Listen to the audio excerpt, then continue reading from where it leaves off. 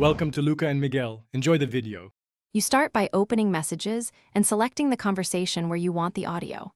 Make sure the iPad has microphone access enabled in Settings so the recording will work. Once done, position the device steady and close any noisy apps. This reduces hiss and ensures clearer audio.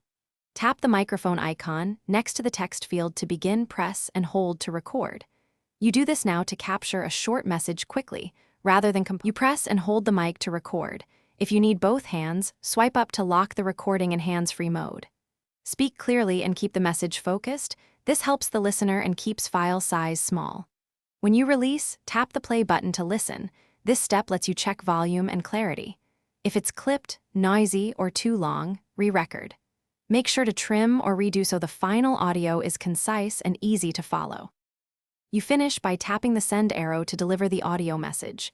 If you change your mind, press and hold the draft, then delete.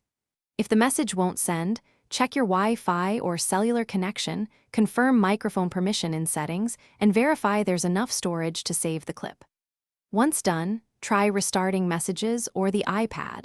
If problems persist, update iOS to fix compatibility bugs. This troubleshooting sequence resolves most delivery and recording issues quickly. Thanks for watching and please subscribe. It's the best investment you'll ever make.